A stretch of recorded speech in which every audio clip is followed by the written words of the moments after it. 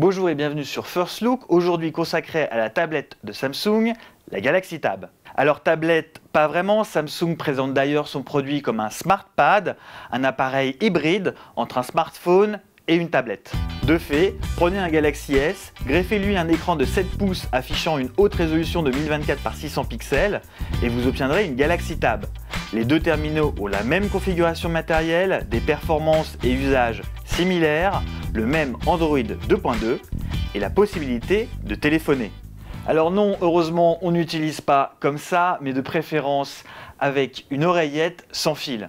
A noter que dans la boîte, vous ne trouverez que des écouteurs filaires. Dans tous les cas, la Galaxy Tab n'est pas forcément pratique pour passer des coups de fil. La Galaxy Tab est résolument nomade en restant connectée en 3G.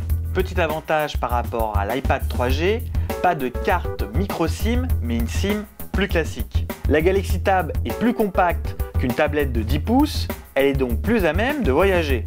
En revanche, si la finition est correcte, nous nous attendions à bien mieux pour un appareil de ce prix. Voilà pour les présentations, reste maintenant à délimiter les usages. Animé par Android 2.2, on retrouve la compatibilité avec le flash pour faire de ce SmartPad une excellente tablette web. Avec sa configuration musclée, son processeur de 1 GHz et son chipset graphique efficace, la Galaxy Tab est rapide et l'interface intuitive. Petit bémol concernant l'écran tactile qui n'est pas toujours d'une très grande réactivité. Tablette web, mais aussi tablette multimédia, avec une large compatibilité avec les formats vidéo, MP4, DivX, H264, Xvid, le tout en Full HD 1080p.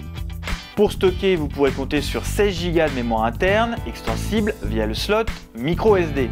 Contrairement au Galaxy S, pas d'écran AMOLED, mais un simple LCD qui bénéficie tout de même d'un bon angle de vision. Dommage que l'on ne trouve pas, comme chez certains concurrents type Archos ou Toshiba, une prise HDMI ou USB host.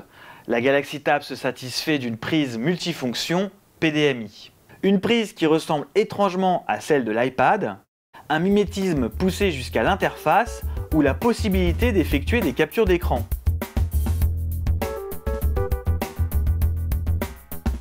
Point positif pour la tablette de Samsung, elle est pour le moment la seule à accueillir en natif Android Market.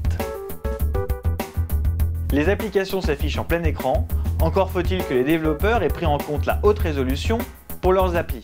Samsung a également implémenté un écosystème attractif. Un kiosque Gameloft pour des jeux adaptés à la Galaxy Tab, la location de films via l'appli Vidéo Future, les e-books avec Kobo, la presse avec Relais, le téléchargement de musique via l'appli Music Hub, l'écosystème et les services proposés sont confortables. Pas de quoi rougir devant l'iPad. À côté de la connectique limitée, j'ai également été déçu par la capture de vidéo. Si le Galaxy S capture en HD 720p, la tablette de Samsung se satisfait d'une résolution de 720 par 480 pixels. La qualité des photos est en revanche correcte. Maintenant, abordons la question qui fâche, le prix.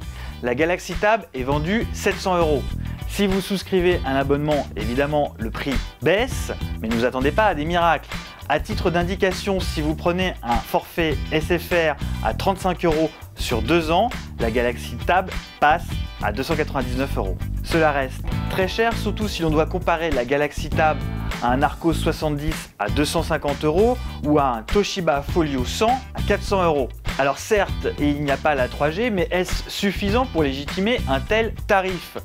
La Galaxy Tab est tout de même 100 € plus cher qu'un iPad Wi-Fi 3G de 16 Go. Au final, vous l'aurez compris, la Galaxy Tab est un bon produit, mais trop cher.